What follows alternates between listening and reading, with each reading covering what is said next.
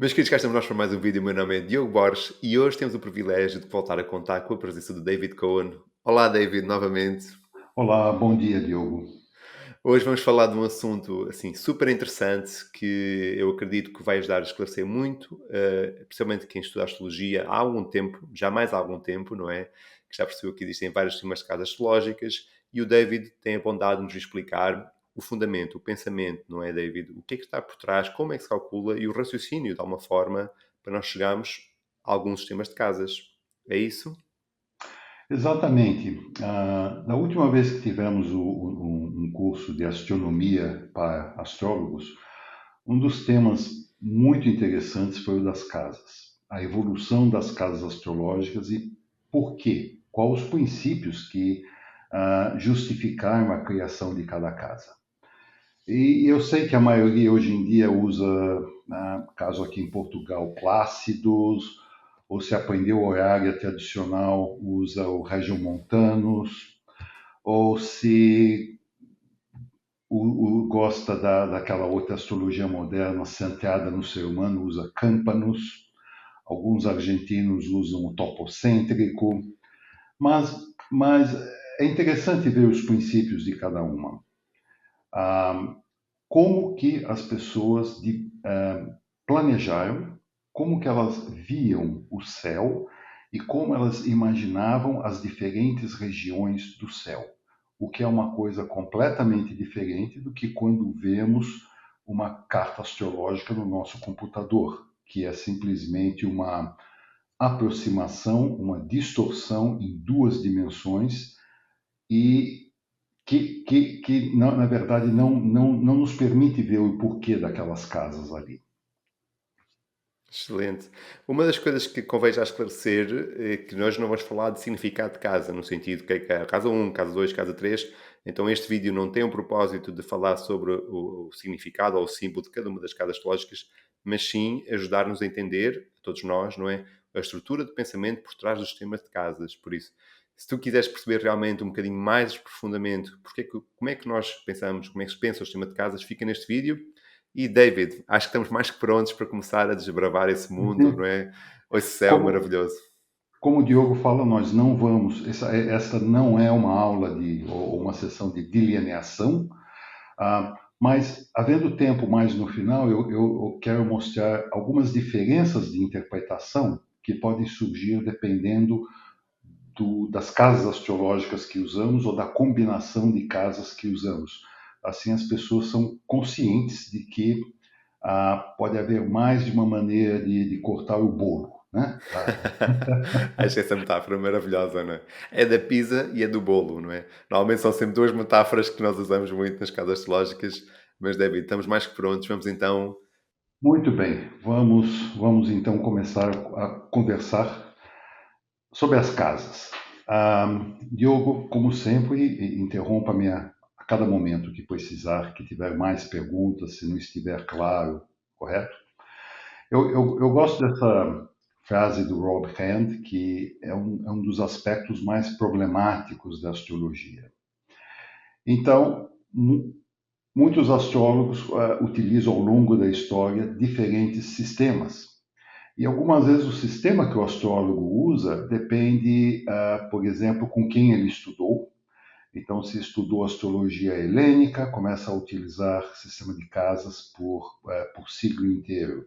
Se estudou horária baseada no William Lilly, acaba utilizando o Regiomontanus. Se gosta de astrologia sideral, pode acabar utilizando casas de tamanho igual. Ou até mesmo o país onde a pessoa aprendeu. Isso não é tão relevante hoje em dia, mas antigamente a Europa Central era mais regiomontanos.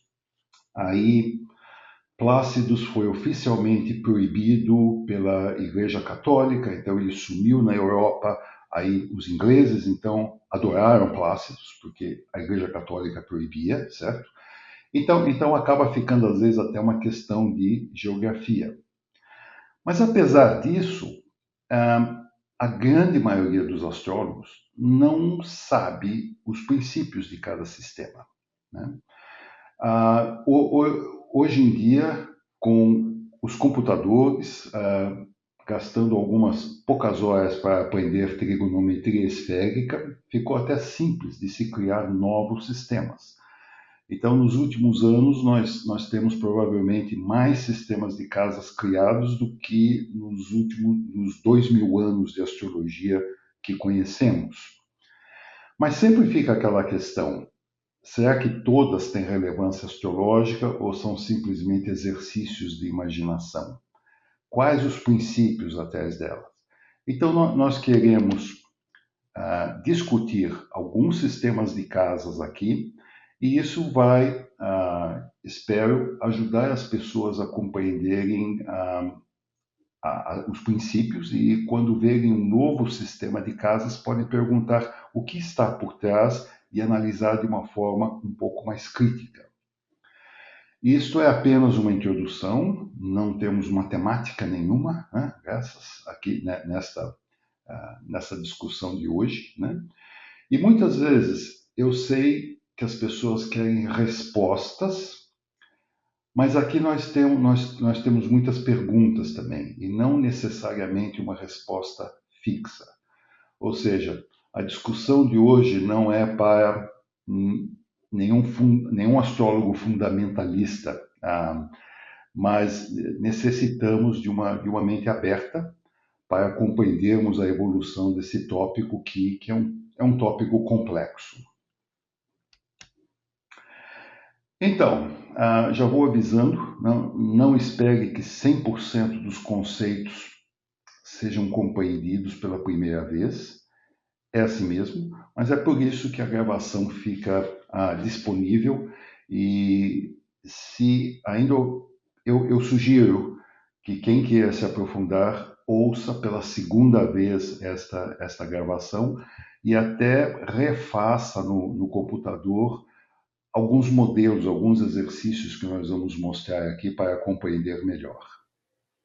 E se deixa-me só complementar outra coisa que também é muito importante, e se mesmo assim sobrar algumas dúvidas e quiser expandir este assunto, é importante dizer que o David também dá, uma vez por ano, provavelmente, um curso de astronomia para astrólogos, onde este assunto está englobado numa das temáticas das aulas. Então, fica aqui o primeiro passo, mas se um dia vocês realmente quiserem explorar mais, sigam o David, acompanhem o trabalho das Moiras, das Moirai, não é da Escola de Astrologia Tradicional das Moirai, porque o David, uma vez por ano, provavelmente, dá lá o curso de Astronomia para Sim, astrólogos.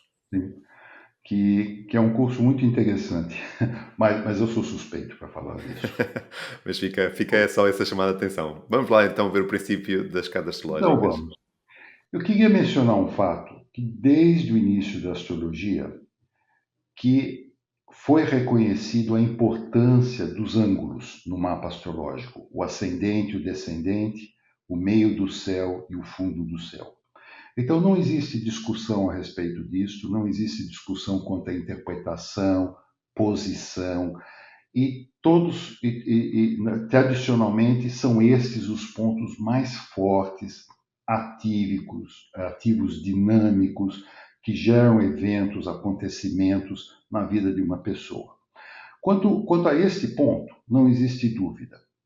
Mas, ao longo da história, começou-se então a discutir muito bem, mas entre o meio do céu e o ascendente, existe uma graduação de significados.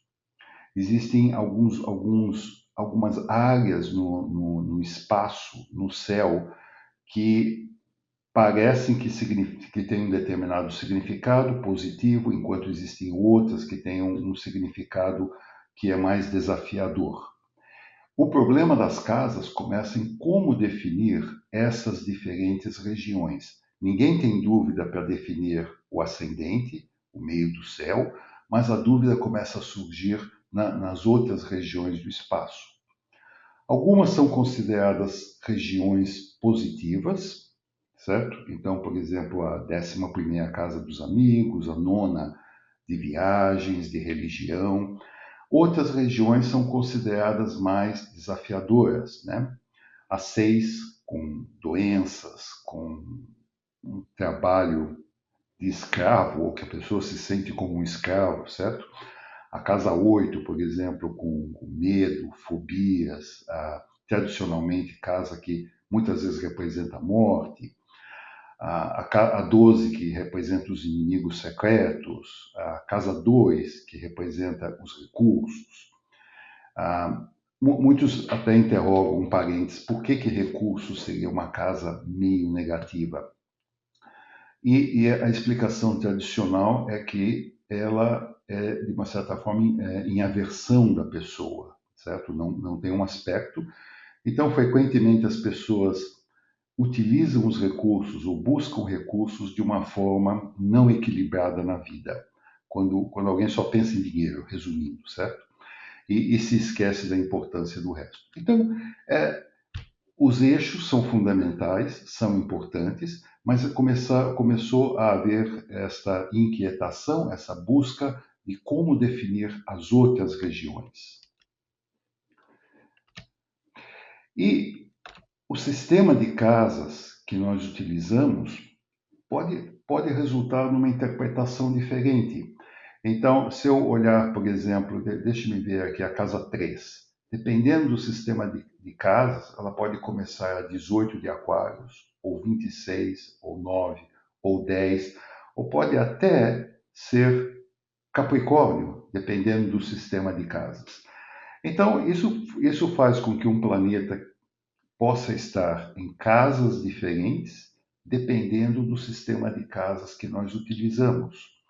E aí vem a pergunta: e como fica? Existe um sistema melhor ou um sistema pior? Um que me dê uma interpretação mais confiável? E essas são algumas questões atrás do sistema de casas. Olhando a evolução, vamos ver rapidamente aqui. Nós começamos na antiguidade com o sistema de casas por siglos inteiros, que desapareceu ao redor da época persa islâmica, mas ressurge hoje em dia com a volta da astrologia helênica. Nós temos depois as casas iguais, temos as casas de Porfírio, que foi o primeiro que se utilizou do meio do céu e do ascendente, Alcabítios, mais na frente, e campanos, regiomontanos e finalmente Plácidos, que é uma das mais utilizadas hoje em dia. Então, existe aqui, eu não diria que isso aqui é uma... Eu não quero utilizar a palavra evolução, no sentido de que um é melhor do que o anterior, mas existe aqui uma mudança. Nós vamos ver cada uma dessas aqui hoje, vamos discutir brevemente como ela é calculada, como ela é vista, e talvez até algumas mais que não estão aqui. Basicamente, o que nós vamos ver hoje vão ser casas por signos inteiros, casas de tamanhos iguais. Nós vamos analisar alguns modelos característicos de casas por quadrantes. O que são quadrantes? É todo sistema de casas que levam em conta o ascendente e o meio do céu para definir o espaço.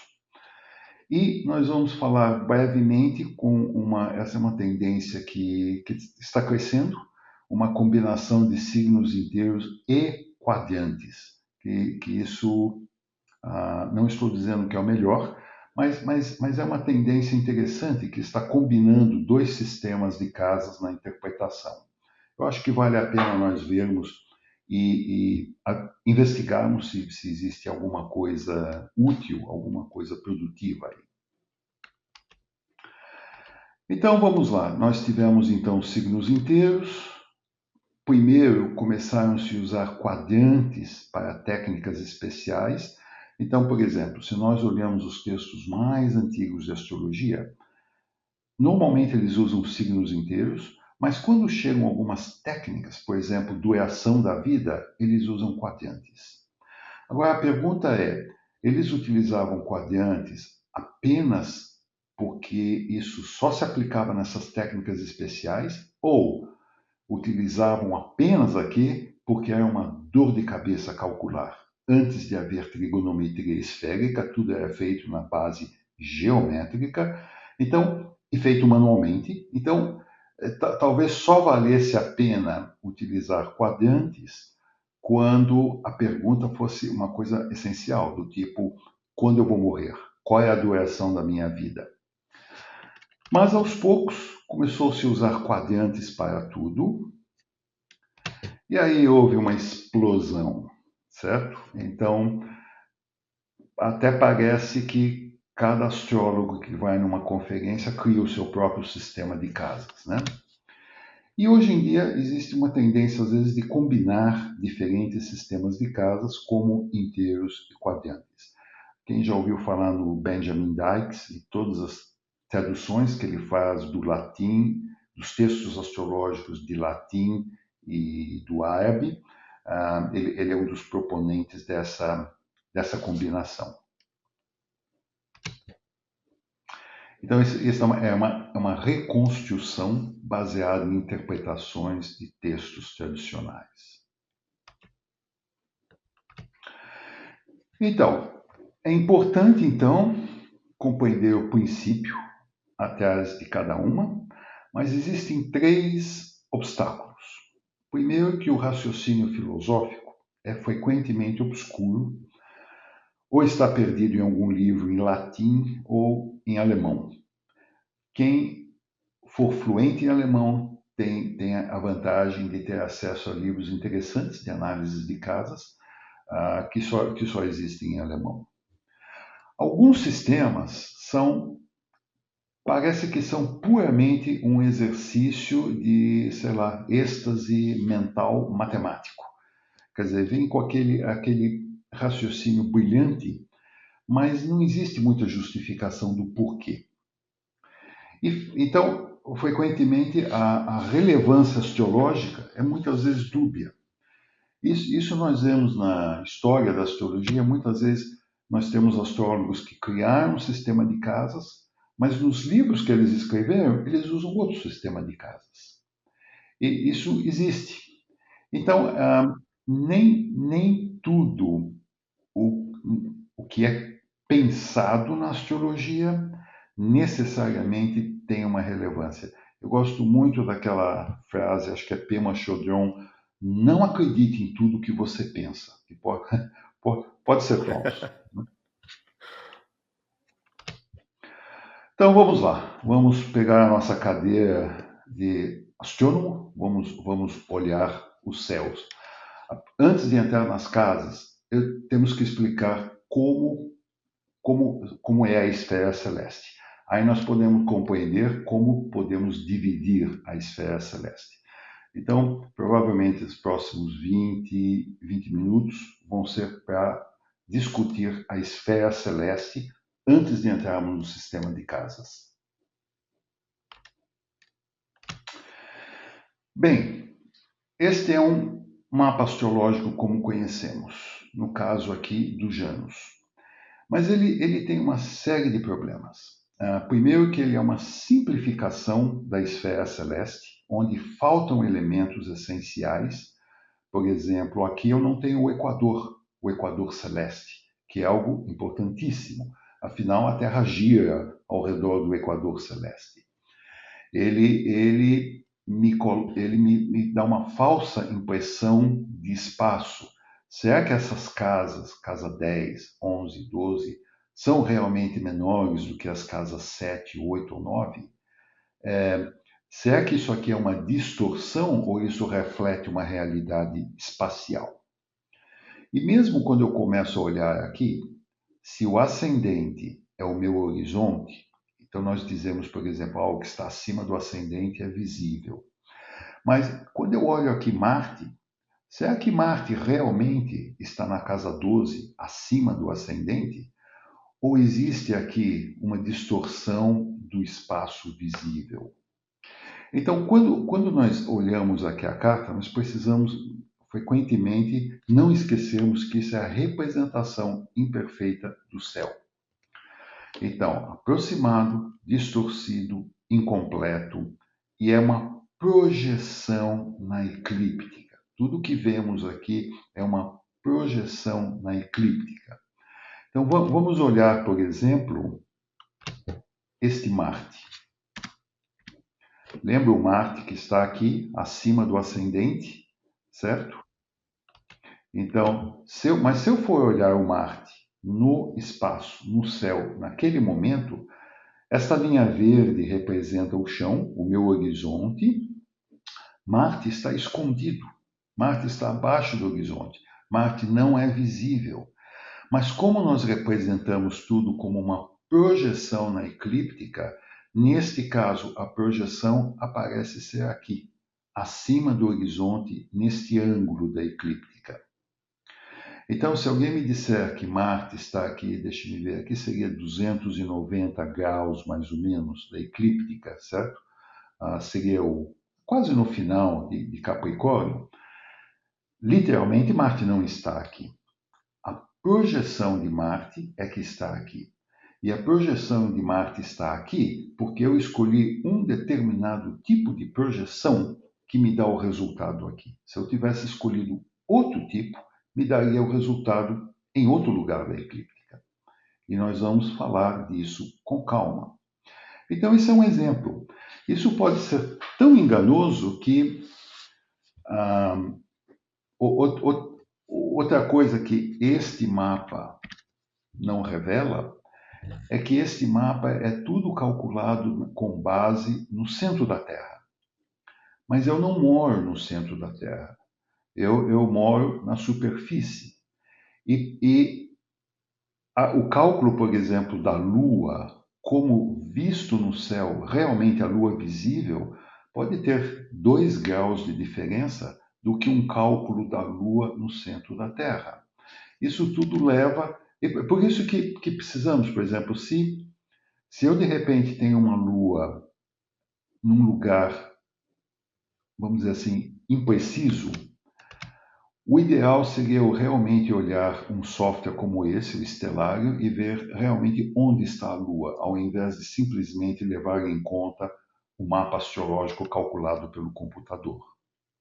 Mas vamos continuar depois desse Marte. Se eu olhar, por exemplo, aqui a conjunção Lua e Marte, aqui os dois parecem juntos, 14 graus, mas no céu nós vemos que existe uma separação deles. Por isso que os astrólogos mais tradicionais, aqueles que olhavam mais o céu, davam interpretações diferentes a uma conjunção, dependendo da distância que os planetas estavam um do outro. Então, se Marte e Lua estivessem exatamente um por cima do outro, é uma interpretação mais forte do que se Marte e Lua estão separados no espaço, ainda que a projeção seja no mesmo ângulo da eclíptica. Isso pode ser mais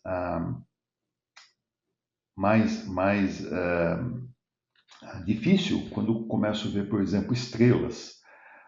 Certas estrelas fixas são consideradas de um significado muito importante, certo? A Betelgeuse, por exemplo. Mas quando eu olho o céu, então, desculpa, aqui nós temos uma conjunção Sol, Mercúrio e a estrela, certo? Todos basicamente muito perto um dos outros. Mas quando eu olho no céu, eu tenho aqui Sol e Mercúrio em conjunção, um muito próximo do outro. Mas quando eu vejo, a estrela está bem afastada deles, ainda que a projeção seja no mesmo ângulo. Isto era um princípio, então, que na astrologia tradicional se dizia: quanto mais o impacto de um planeta, ou de uma estrela, ou de um objeto, é menor ou diminui um pouco na medida em que se afasta da eclíptica.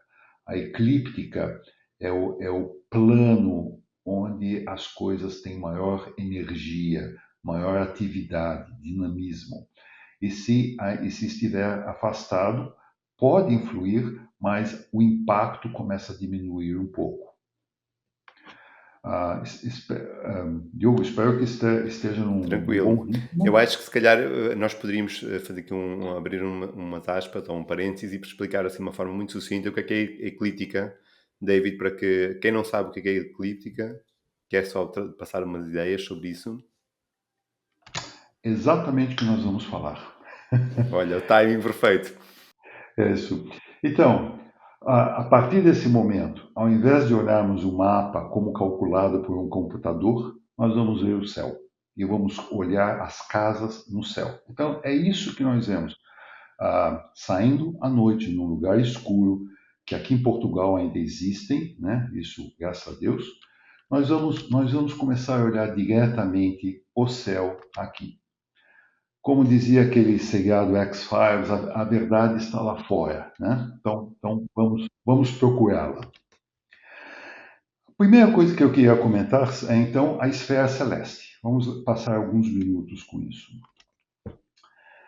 Há um aviso: eu não sou artista gráfico, então os meus desenhos são muito simples, ok? Se alguém se voluntariar, podemos melhorar no próximo ano. Mas essa é é a Terra. Então eu tenho aqui essa linha vermelha, que é o meu equador, e esse equador é projetado no espaço. Então eu tenho o meu equador celeste, correto? Esse é o meu é a projeção do equador no espaço. E cada uma dessas linhas são meridianos. Então os meridianos saem dos polos e atravessam passam pelos polos, os meridianos. Toda esfera pode ter meridianos, não necessariamente apenas a Terra. Mas então, esse é o mais simples, o equador celeste, e como todos se lembram, a Terra gira ao redor do equador. Então, para os antigos, é este movimento de rotação da Terra, de girar o equador, que é o que movimentava a vida. É isso que propela a vida para frente, o movimento de rotação da Terra. É o que faz os céus aparecerem que estão se movimentando na nossa frente. Por isso que o Equador junto com a eclíptica, tem uma importância fundamental. Mas, eu queria comentar que o sistema solar ele é plano, vamos dizer assim. Existe um plano do sistema solar que é onde estão a maioria dos planetas, os asteroides e tudo mais. Então, eu poderia ter talvez a Terra nesse plano, Mercúrio na vertical, mas não é isso que acontece. Por algum motivo astronômico, gravitacional, ah, quase todos os objetos estão no mesmo plano. O que não está no mesmo plano são talvez objetos capturados depois. Então observe, por exemplo, Pluto, por exemplo, ele não está no mesmo plano da eclíptica.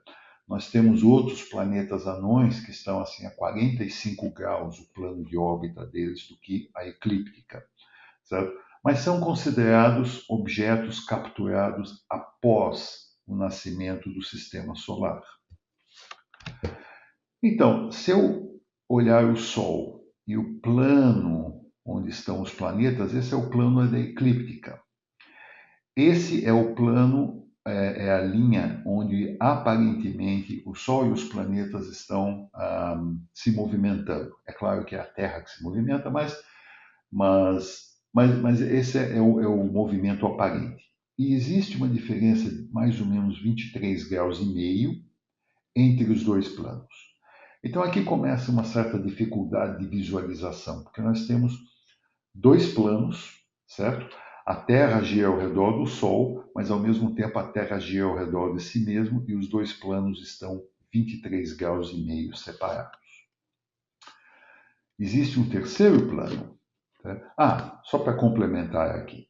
Esses dois polos são muito importantes porque em muitos sistemas de casas nós utilizamos eles como referência para calcularmos as casas. Então, eu tenho, com relação à Terra, eu tenho o Polo Norte celeste, com relação à eclíptica, o Polo Norte da eclíptica, correto? Isso aqui é apenas é para reforçar a imagem dos dois polos nortes. E é claro, o Polo Sul. Mas existe um terceiro plano, que é o do horizonte. Porque eu não estou no meio da Terra, eu estou aqui parado em algum ponto da Terra. Então, além do plano da eclíptica, do plano do Equador, eu tenho o meu plano do horizonte. Ou seja, se eu sair. É muito claro esse plano quando, por exemplo, eu estou num avião, eu estou no mar, ou até quando eu estou em algum ponto elevado, alguma montanha elevada, e eu olho ao redor e eu vejo todo o horizonte. Então, para essa pessoa que está parada aqui, existe este terceiro plano, que é o plano do horizonte. E bem em cima da cabeça da pessoa, eu tenho o zênite, que é o ponto, se eu olhar bem para cima, é o zênite. Então, só que quero reforçar, o zênite não é o polo norte de um dos planos, o zênite não é o meio do céu astrológico. Nós vamos chegar lá ainda, tá? Os últimos dois pontos que eu gostaria de ver são dois meridianos muito importantes. Um é o chamado meridiano local. É o meridiano que passa pelo zênite e pelo ponto norte e ponto sul. E o outro é a vertical principal, que é aquele meridiano que sai do oeste ou leste, passa pelo zênite em cima da minha cabeça e vai até o outro ponto cardinal. Então, os dois meridianos muito importantes são os meridianos que ligam norte e sul, que é o meridiano local, e leste e oeste, que é a vertical principal. Ambos baseados no horizonte. Por que eles são importantes? Porque quando eu olho para o céu, são esses meridianos que eu vejo e conforme o sistema de casas, eles são usados como referência para me dividir o céu. Eu recomendo muito esse software Stellarium. Eu aprendi muito com ele, aprendi brincando com ele por horas e horas, até que eu conseguia visualizar todos esses planos em 3 dimensões na minha cabeça, né? O que não foi fácil, confesso. Mas o que nós vemos aqui, por exemplo, essa parte verde é o chão, então, teoricamente, é o meu plano do horizonte. Se eu retirar tudo que está abaixo da linha verde, significa que está abaixo do horizonte e eu não posso ver. Eu estou olhando na direção sul. Voltando aqui alguns. Lembram esse slide daqui? Do horizonte, do zênite? Para essa pessoa que está aqui na Terra, no hemisfério norte, se ela quiser ver o Sol, os planetas, ela tem que olhar na direção do sul. Alguém no hemisfério sul quiser ver o Sol, os planetas, tem que olhar no céu na direção norte. Então, como eu estou aqui no hemisfério norte, eu tenho que olhar na direção sul. Então, aqui eu estou na direção sul. Aqui representa 1 hora e meia atrás dessa gravação, eu olhei aqui. Então, o que eu tenho aqui? Já falamos, esse aqui é o meu horizonte, é um dos meus planos. A linha que liga o leste ao oeste, aqui, neste caso, é a projeção do meu equador celeste. Então, a Terra gira ao redor do Equador. E esta linha vermelha representa a minha elíptica. Então, olhem como que Vênus está perto da elíptica, Mercúrio, o Sol, Marte está aqui bem no oeste, certo? Então, aqui estão representados os 3 planos. Aquela vertical primeira que liga leste-oeste é representado por esta linha verde aqui em cima. E o meu meridiano principal, que liga norte e sul e passa pelo zênite, está representado por esta linha.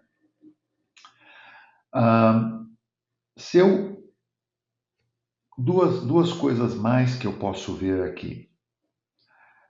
onde a eclíptica cruza com o horizonte, estão vendo aqui Capricórnio, comecinho ou final de Sagitário para Capricórnio, este ponto é, por definição, o meu ascendente.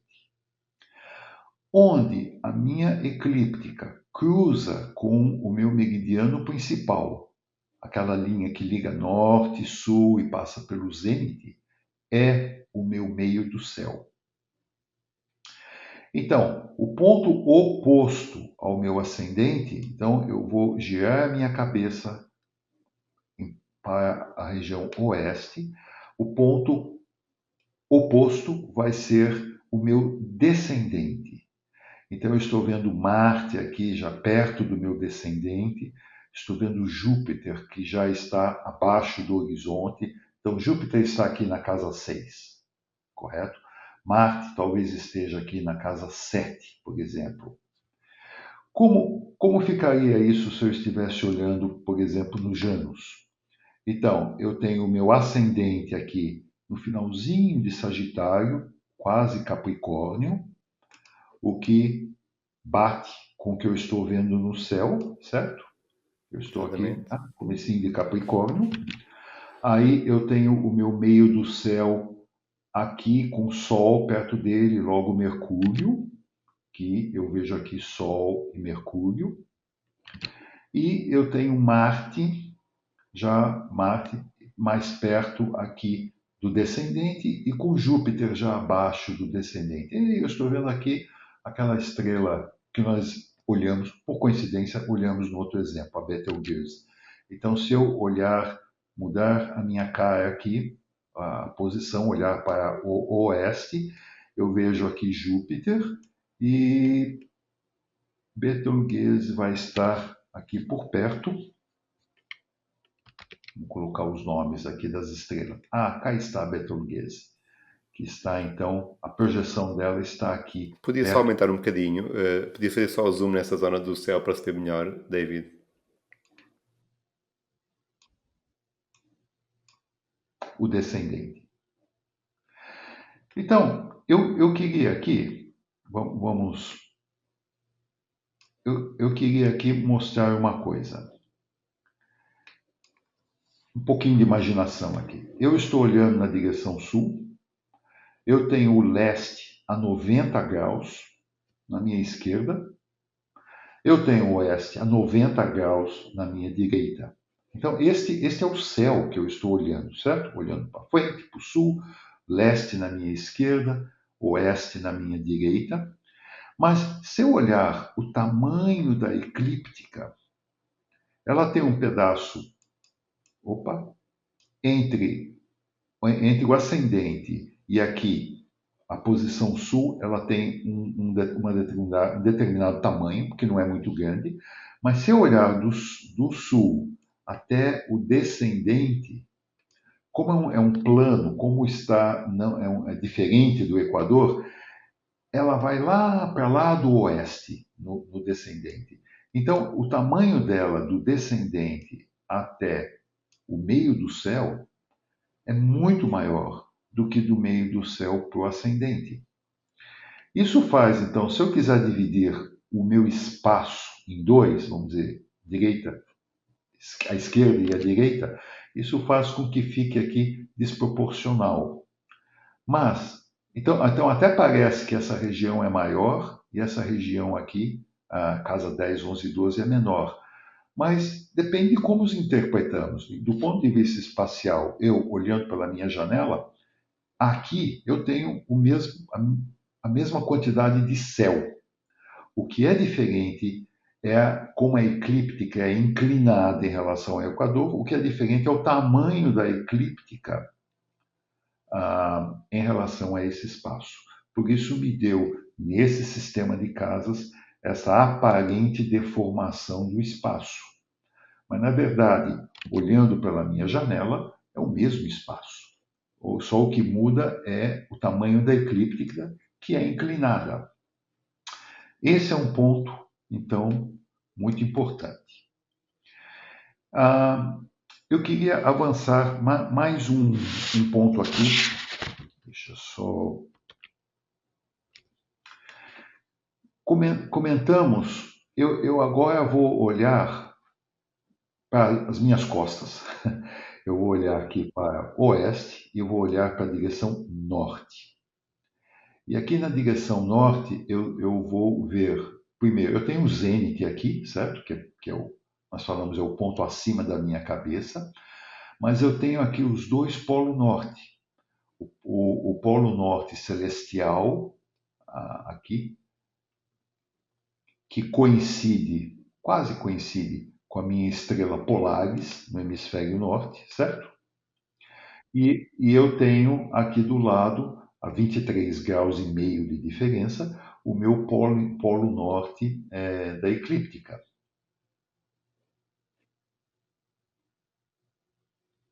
Correto? Agora, o que é que nós comentamos a respeito de projeções, comentamos a respeito de meridianos. Então, eu vou aqui analisar duas formas de projetar. Mas vamos voltar aqui depois também. Eu vou, por exemplo, colocar a minha grade da eclíptica. Então, veja que a partir do polo norte da eclíptica, eu estou tendo os meridianos. Então, se eu olhar de novo na direção oeste, e eu tenho aqui Júpiter, a maneira como nós projetamos Júpiter, ou a maneira como nós projetamos aqui a estrela, é a partir desses meridianos da eclíptica. Tá? Então, eles sempre estão a 90 graus da eclíptica. Infelizmente, está a mesma cor. A eclíptica está aqui, o polo norte da eclíptica está aqui em cima, e este é os meridianos, e é a partir deles que eu faço as projeções na eclíptica. Nós vamos voltar nesse ponto aqui, porque ele é muito importante. Nós vamos voltar no Stellarium em alguns minutos, mas queria dar continuidade aqui. Então, espero que tenha ficado claro a importância dos planos, dos meridianos, os pontos chaves. Não falamos do movimento primário, então vamos falar do movimento primário agora. Se eu olhar o céu, estou olhando o sul, o movimento primário é aquele movimento que eu vejo a partir. Se eu ficar fora de casa, olhando o céu, eu vou ver que o céu aparentemente está se movimentando. Nós dizemos não, é a Terra que está se movimentando, não é o céu. Mas, sinceramente, como tudo é relativo, como segundo Einstein, nunca se sabe se é o universo girando ao redor da Terra ou a Terra girando pelo universo. Ambos são afirmações verdadeiras. Mas percebem que o céu está se movimentando, aparentemente. Então, este é o movimento primário. Então, por exemplo, eu tenho aqui um objeto, vamos ver aqui, quando aparecer algum planeta aqui, Saturno, certo? Saturno, então, aparece aqui no ascendente, depois Saturno vai pela 12ª casa, pela 11ª, e em algum momento Saturno cruza o meridiano e está no meio do céu, aí ele entra na casa 9 e assim por diante. Este movimento do céu é chamado movimento primário. O movimento secundário do céu é aquele que os planetas, os objetos fazem no dia a dia, avançando alguns degraus na eclíptica. Então vamos lá. Como é que nós definimos regiões? Já comentamos a respeito disso, certo? Que a minha eclíptica, por exemplo, aqui, apesar de ser a mesma região entre o leste, o sul e o oeste, a ser 90 graus de equador. Em termos de eclíptica, aqui ela tem menos de 90 e aqui ela tem muito mais do que 90, porque os planos não estão alinhados. Olhando a minha abóbada celeste inteira, nós comentamos a respeito dos dois polos nortes, o do Equador, NCP, a da eclíptica, NEP, e nós, olhando o sul, e também temos o Polo Sul, e nós podemos traçar meridianos por eles. Então, nesse caso aqui, o meu Equador é esta linha azul, e o Polo Norte do Equador está aqui, a projeção, e eu posso traçar meridianos, e eu posso fazer projeções a respeito ao longo desses meridianos. A mesma coisa eu posso fazer com a eclíptica. Eu tenho a eclíptica aqui, com todos os planetas, Marte, Júpiter, Sol, etc, etc. E eu posso traçar meridianos a partir do meu polo norte, polo sul da eclíptica. Em termos de posição de planetas, é esta grade que nós usamos para projetar os planetas na eclíptica. Os dois não coincidem. Óbvio que eles têm 23 graus e meio de diferença. E onde que isso impacta? O problema é que se eu tenho um objeto aqui, certo? Então eu tenho o meu Equador, que é essa linha azul. Eu tenho a minha eclíptica, que é a linha vermelha. E eu tenho este objeto que pode ser uma estrela ou pode ser um planeta. Dependendo de qual grade que eu utilize para a projeção, eu posso ter uma posição na eclíptica diferente da outra. Então, suponha, por exemplo, que esse daqui é um planeta afastado 8 graus da eclíptica, que já é uma boa distância da eclíptica. Marte pode ficar a 8 graus, por exemplo. Se eu olhar planetas transaturninos, que nem Plutão, ele pode ficar 18 graus. Então, o problema está aqui, que se eu escolher a projeção pela grade da eclíptica, vai me dar uma posição aqui antes do início de balança, né? Ou seja, virgem. Então, opa, eu olhei o meu mapa e cá está o meu planeta em virgem. Se eu utilizar a projeção a partir da grade do Equador, pelo contrário, este ponto, este planeta vai ficar completamente dentro de Libra. Então, isso é aquele comentário que eu fiz. Planetas, objetos não estão na eclíptica, eles são projetados. E conforme a grade, eu tenho uma posição diferente. E nós vamos ver que no sistema de casas, uma grande discussão é como eu faço a projeção. Existem várias maneiras de fazer a projeção e isso começa a me dar diferentes posições nas eclípticas. Uns astrólogos criaram casas utilizando projeção tipo A, B, C e assim por diante. Então, esse é um ponto fundamental para compreendermos as diferenças dos sistemas de casas. Como estamos projetando os pontos. Então, comentamos das grades, comentamos das projeções. Existe um outro ponto muito importante, especialmente se nós utilizamos plácidos, que é o arco solar ou semiarco diurno. Então, para entendermos plácidos e alcabítios, necessitamos entender o que é um arco solar. Então, o arco diurno é o movimento aparente de um objeto desde a ascensão até a descensão, desde o ascendente até o descendente. Então,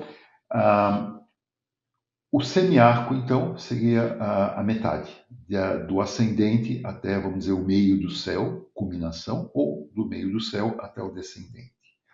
Um ponto importante é, o planeta possui velocidade constante, assim, aparente. A velocidade aparente no céu é constante à medida em que ele percorre esse arco. É constante porque a rotação da Terra é constante. Então, todos estão com uma velocidade constante atravessando o céu. Mas, com referência eclíptica, esse plano é inclinado. Então vamos ver aqui. Vamos voltar ao Stellarium. Eu estou, então, olhando o Sul.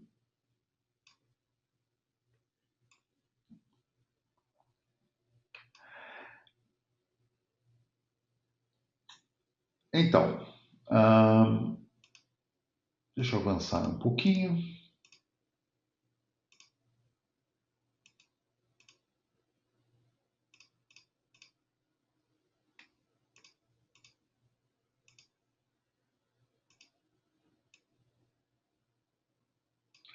Vamos lá. O que eu estou vendo aqui? Então, eu estou olhando na direção sul, porque eu estou no hemisfério norte, certo?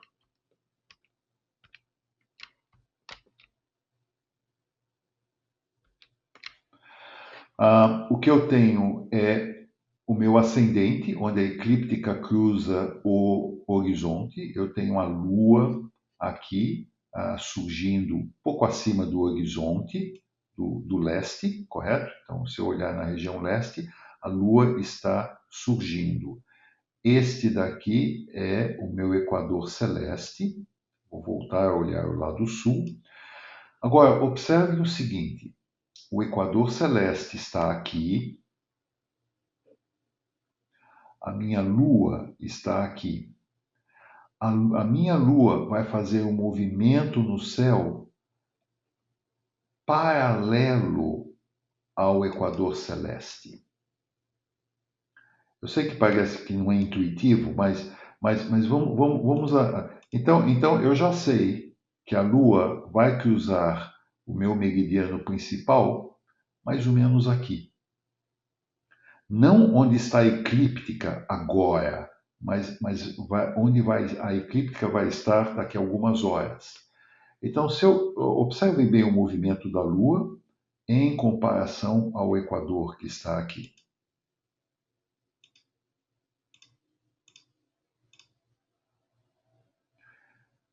Percebem como a Lua está paralela ao Equador e vai cruzar o Equador mais ou menos, ao meridiano principal, mais ou menos nessa posição.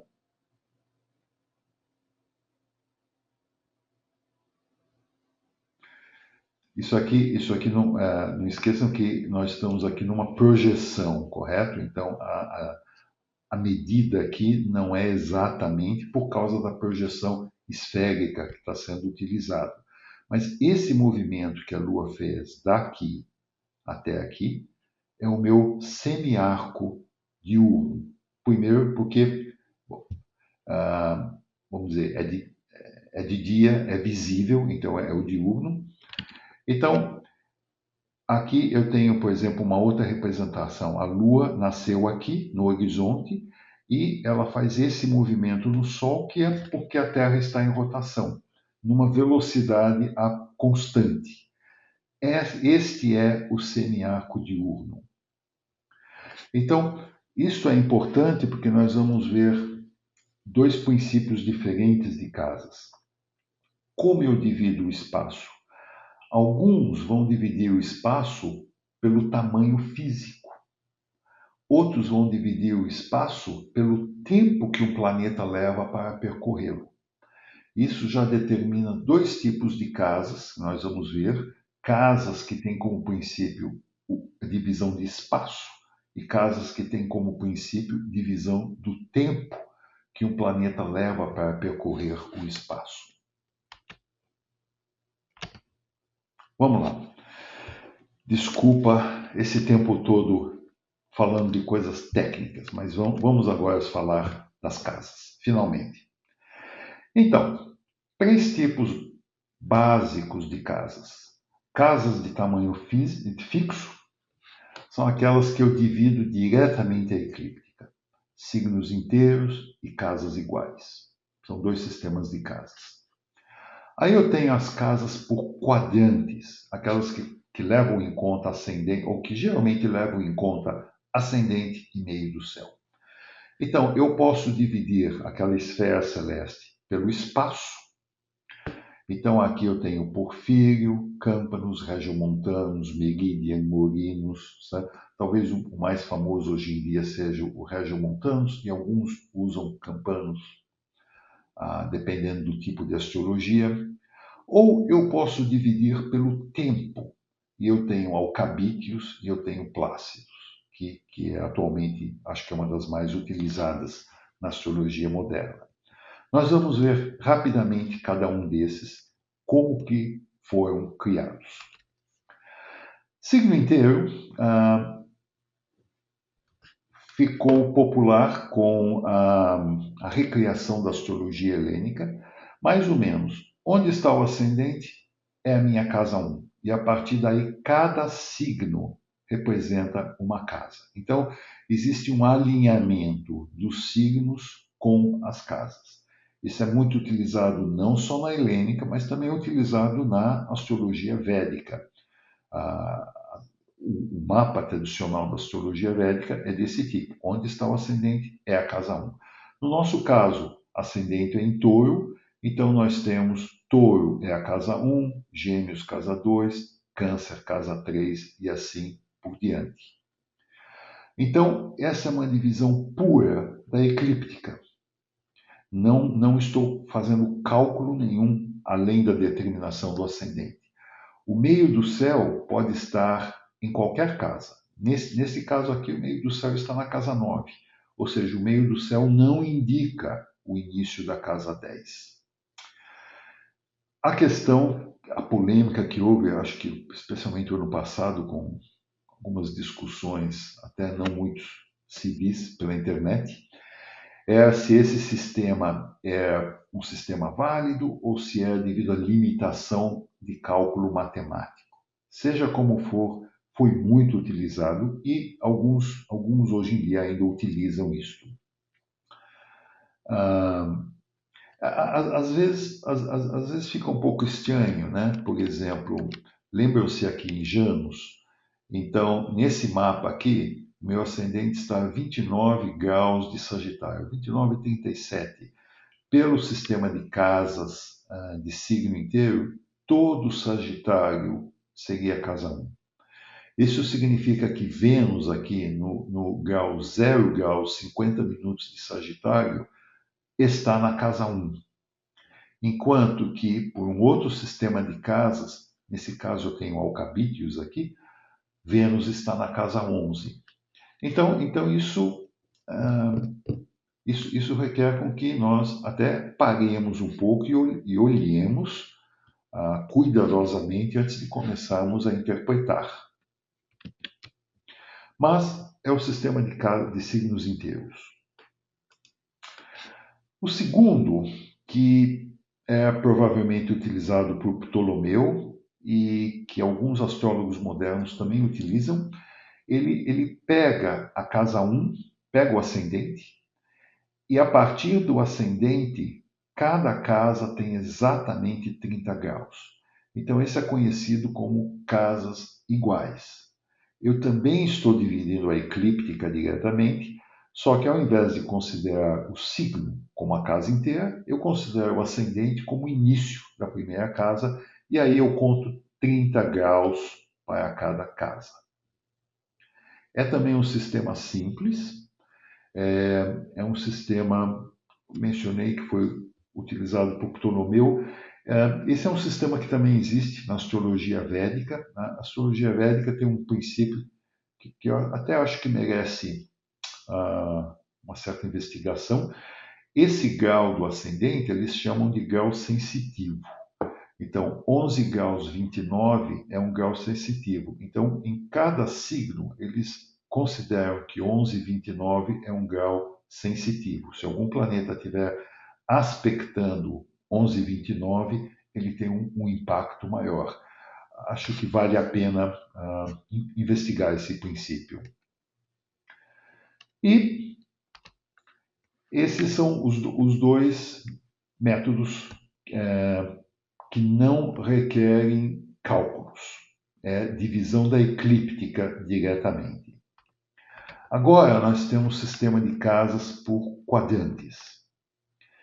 Então, nós vamos dividir.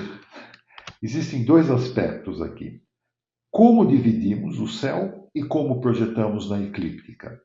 Então, nós temos basicamente 4 maneiras de dividir o céu, 3 maneiras de de projetar na eclíptica. Então, só aqui nós temos 12 sistemas de casas. E Plácidos não está diretamente envolvido aqui, é um pouco diferente. Então vejam que realmente é uma decisão como dividimos o espaço e como projetamos na eclíptica. Então vamos lá, Porfírio. Porfírio é um dos mais antigos, né? E tinha uma simplicidade que o tornava atraente, porque não necessita de cálculos muito grandes. O que Porfírio faz é simplesmente pegar o ascendente, como começo da casa 1, o meio do céu, como começo da casa 2, e dividia a eclíptica em 3 pedaços iguais, o mesmo número de graus. Então, é por quadrante, mas ao mesmo tempo ele divide a eclíptica. Só que divide a eclíptica pegando o meio do céu e o ascendente como referência. Então, isso faz com que casas 10, 11 e 12 sejam do mesmo tamanho, casas 7, 8 e 9 sejam do mesmo tamanho. Então, é um sistema de espaço. É o primeiro sistema na história da astrologia que, como se chama, de 2 longitudes, porque considera o meio do céu e o ascendente. Então, é um sistema simples e por essa simplicidade foi utilizado muito tempo. Apesar de Porfírio ter vivido aqui perto do século III, na verdade ele já foi descrito por Valens, um século antes, e provavelmente é ainda mais antigo. Então, esse é o primeiro sistema de quadrantes. O segundo sistema, mais antigo, é o de Alcabítios. Este é um pouquinho mais complicado, porque ele é baseado no tempo. Então, ele foi descrito por Alcabítios, né, no século X, mas na verdade não foi o inventor, já existia muito antes. É chamado método Standard, porque todos astrólogos utilizavam. O que nós estamos dividindo aqui é o semiarco diurno e noturno, em termos de tempo. E aí nós utilizamos os meridianos a partir do polo equatorial celeste para projetar. Lembram-se que nós mencionamos, os sistemas de casas têm 2 pontos: como eu divido o céu e como eu projeto na eclíptica. Nesse caso, eu estou dividindo o céu pelo semiarco, quer dizer, eu estou dividindo por uma questão de tempo, e eu projeto utilizando o polo equatorial celeste, meridianos do polo equatorial celeste. Então vamos ver como fica aqui. Então, este é o meu ascendente, certo? Eu tenho a eclíptica, onde estão os planetas, essa linha vermelha. Eu tenho o meu equador. E eu tenho se eu pegar este ponto da eclíptica e acompanhar o movimento de rotação do céu, este ponto vai fazer esse movimento no espaço até cruzar meu meio do céu aqui.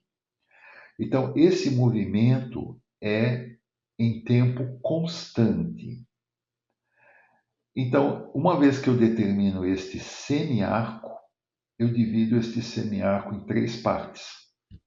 Então, se aqui é o ascendente, e aqui seria o meio do céu, este semiarco corresponde à casa 12, este pedaço à casa 11 e este pedaço à casa 10. Então, aqui eu só estou mostrando 3, mas isso é feito para todo o arco, certo? Apenas facilidade, não estou fazendo o resto.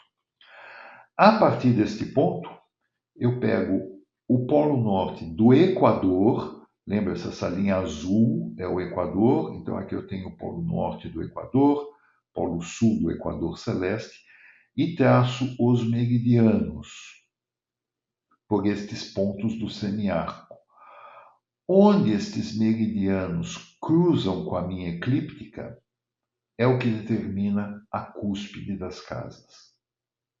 Então aqui eu teria a casa 10, porque aqui é o meio do céu, a casa 10, a casa 11 e a casa 12. Então, Alcabítios, chamado método Standard, divide o arco que o ponto do ascendente percorre no céu em 3 partes e utiliza os meridianos do equador celeste para projetar na eclíptica e ver qual o ângulo que cai na eclíptica. Espero que tenha ficado claro isso. Então, de novo, naqueles princípios, o que eu divido aqui? O arco diurno, o movimento do arco diurno do ascendente, com o meu projeto, utilizando meridianos do equador, do polo norte celeste. Então, eu teria aqui as casas 12, 11 e 10. Este é, então, Alcabídeos. Campanos. Então, já é de novo, o que eu divido? Eu estou dividindo aqui a vertical principal. Lembram-se o que é vertical principal? É aquele meridiano que liga leste com oeste e passa em cima da minha cabeça, no zênite, certo? Uma vez que eu divido essa primeira vertical, eu utilizo os meridianos eu utilizo os meridianos que passam pelo ponto norte e sul do horizonte. Então, esse já é um sistema bem diferente. É uma divisão puramente por espaço, certo? Dizem que Al-Biruni é o inventor, mas ele utilizava Alcabítios nos manuscritos dele. Mas Dan Rudyard, que criou essa Person-Centered Astrology, ele tem uma infinidade de livros, já devem ter ouvido falar, ele utiliza isso. Algumas pessoas criticam que falam da distorção, mas, como já vimos, essa distorção não é o que vai definir se um sistema é melhor ou pior. Vamos olhar um pouquinho melhor isso. Então, o que acontece? O que eu vou dividir? Eu vou pegar este meridiano que sai do leste, passa por cima da minha cabeça até o outro lado, oeste, vou dividir em 3 partes. Essa linha verde ao redor é o meu horizonte. E aí eu vou traçar meridianos do norte até o sul, passando por cima no céu na minha divisão, certo? Então, eu dividi aqui em 3 partes a minha vertical primeira, ponto que liga leste-oeste pelo zênite, e aí, a partir do ponto norte do meu horizonte, eu crio meridianos passando por esses pontos, e onde eles cruzam a eclíptica é o que determina a minha casa. Por ser uma esfera, naturalmente, ele vai criar muita distorção. Aqui, a casa 1 vai frequentemente ser, pelo princípio, vai ser bem maior do que a casa 10 ou a casa 9. Porque eu não estou dividindo uma reta, eu estou dividindo um círculo. E é isso que causa aqui. Então esse seria o sistema de Campanos. Divide a primeira vertical em 3 partes, aí eu utilizo meridianos do norte e o sul, onde cruzam a eclíptica, define a casa e me provoca essa distorção. Porque eu acho que se vocês olharem o horizonte, certo? Imagina que eu estou olhando o horizonte. Cá está. Eu estou... Aqui, me parece, aqui como é um computador, me parece que é uma reta, certo? Mas, na verdade, é uma curva. Então, se eu dividir aqui em três partes, na verdade, essa primeira parte vai ser muito maior do que a parte aqui de cima, que está em cima do zen, da minha cabeça. É uma consequência da maneira como ele decidiu escolher o que dividir e como projetar. Vamos lá. O meridian. Então, de novo, o meridian eu divido o equador celeste em três partes e projeto utilizando as grades do equador. Note que o ascendente não marca o início da primeira casa. Tá? Isso aqui é uma coisa importante. O ascendente pode estar no meio da primeira casa ou o ascendente pode estar até na 12ª casa. Não, porque o que ele está dividindo é o equador celeste e utilizando a grade do equador para a projeção. Então vamos ver como fica aqui. Aqui, essa linha azul é o equador. Então a primeira coisa que eu faço é dividir o equador em três partes iguais. Não parece igual, de novo, porque é uma projeção. Aqui é o meu polo norte equatorial no céu, o polo sul equatorial no céu, e eu traço os meridianos. Onde cruza com a eclíptica é onde marca a casa. Agora, note que aqui cruza com a eclíptica nesse ponto, certo? Mas o ascendente, quer dizer, por definição, onde a eclíptica cruza o horizonte, está aqui. Então, apesar da 10ª casa do meio do céu marcar o início da 10ª casa nesse sistema, o ascendente não marca o início da primeira casa. Conforme a hora do dia, a latitude que eu esteja fazendo o mapa, a eclíptica poderia estar aqui. Então, nesse caso, o ascendente estaria na 12ª casa, no meio da 12ª, ao invés do meio da primeira. Esse, então, é o sistema do meridian. Eu acho que é muito interessante perceber isso. Eu aproveito para fazer aqui um apanhado, que é perceber essas subtilezas, não é? Que há uns que dividem pelo Equador, há uns que dividem essa questão do arco diurno, esta questão do ascendente poder estar na casa 12, não é? Estas pequenas variações de interpretação do céu fazem que toda a estrutura das casas astrológicas tenham pequenas subtilezas, às vezes grandes subtilezas, mas particularmente têm particularidades muito interessantes. Sim, sim. E eu diria que alguns sistemas de casas, por experiência, parecem ser astrologicamente mais significativos do que outros. Por exemplo, eu não usaria pessoalmente o sistema de casas onde o ascendente está na 12ª casa. Não sei, para mim sempre o ascendente, Pois. Faz pouco tradicionalmente, sentido, não é? Parece que faz pouco sentido do ponto de vista de símbolo do ascendente estar na 12ª casa. correto, correto. A não ser que seja uma pessoa talvez muito problemática, mas por toda a tradição o ascendente representa a pessoa, certo? Então, e a primeira casa representa o nativo, né? Então me parece estranho um sistema de casas onde o ascendente está na 12ª, né? Mas enfim, estamos aqui morinos, né? Morinos, nem o meio do céu, nem o ascendente marcam o início de casas. Então, o que eu divido no Morinos? O equador celeste, e depois eu projeto utilizando a grade da eclíptica, não do equador, mas eu utilizo o polo norte e sul da eclíptica. Ou seja, tanto que o sistema anterior como este, o Molinos, divide um equador, mas cada um usa uma grade diferente de projeção.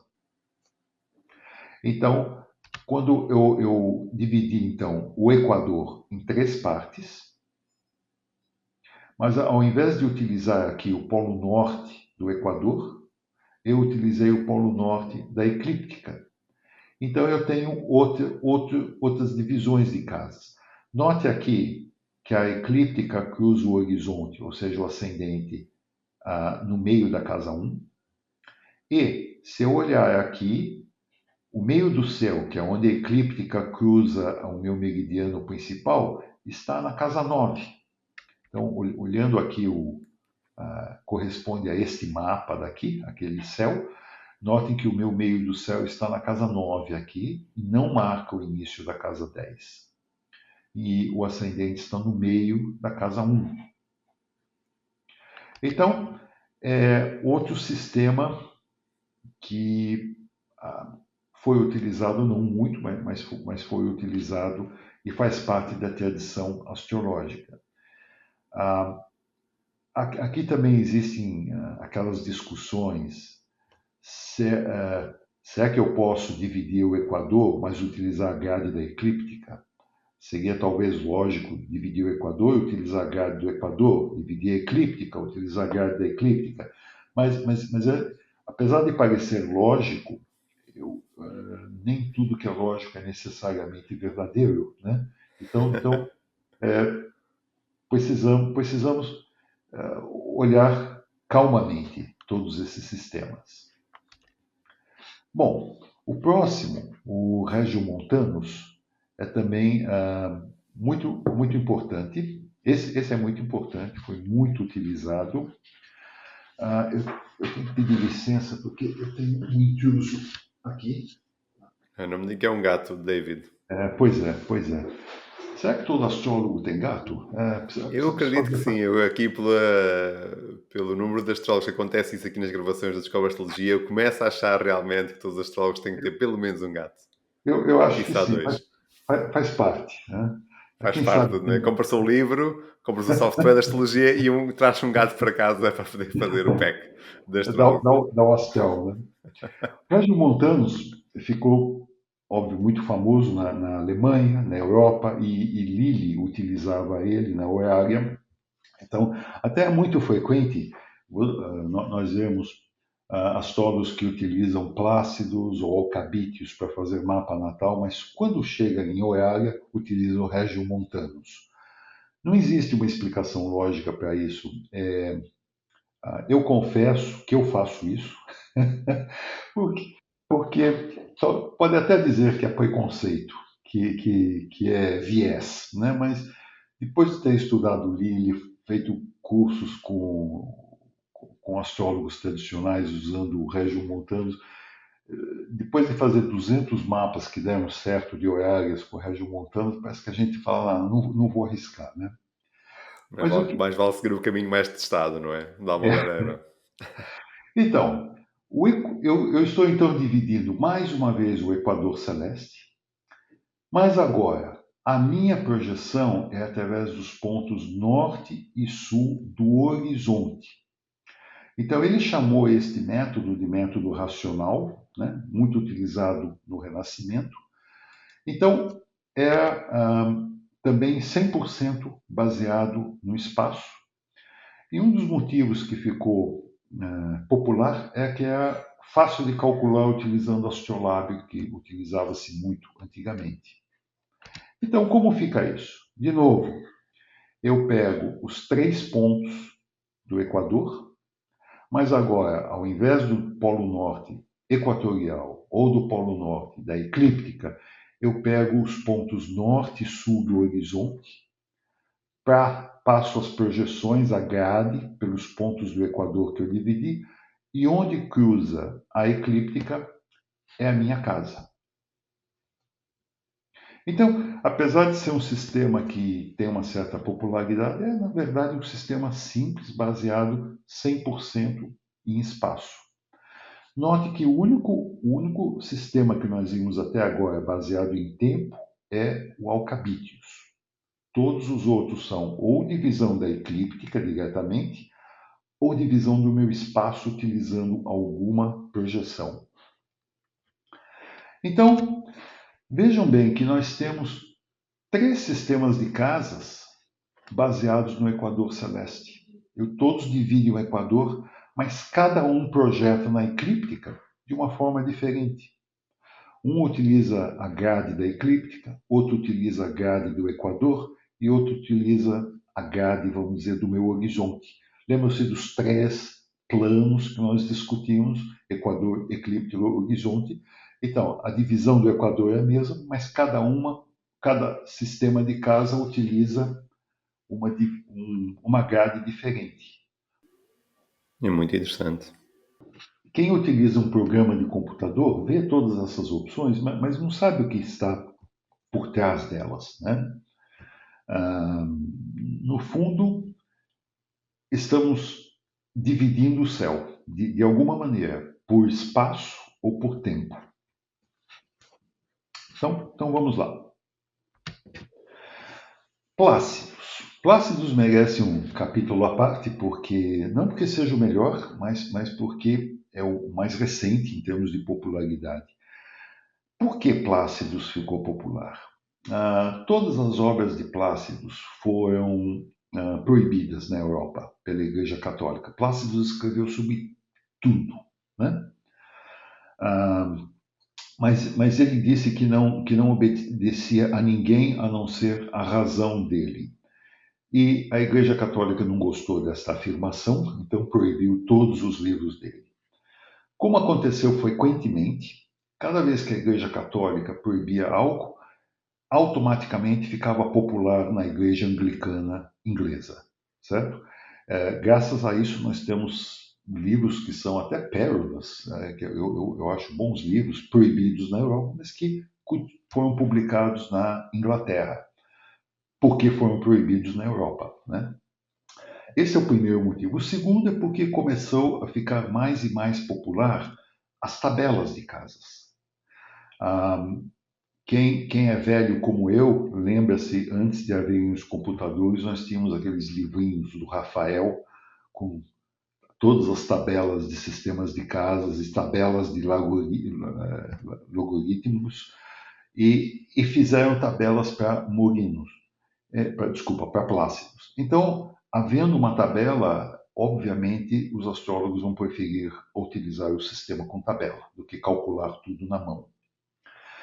Então, Plácidos é um gênio, ele repensou a astrologia inteira, o que não quer dizer, de novo, que tudo o que ele pensou seja astrologicamente importante. Eu acho que merece ser investigado, mas ele tinha aquele prazer intelectual em imaginar coisas diferentes.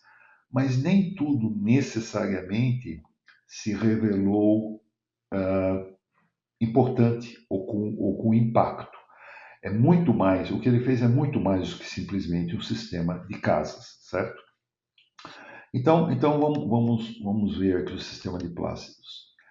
Então, basicamente é baseado no tempo e é baseado em quanto tempo um planeta leva para percorrer cada casa. Então, teoricamente, teria que percorrer num tempo X a casa 12, num tempo X a casa 11 e num tempo X a casa 10.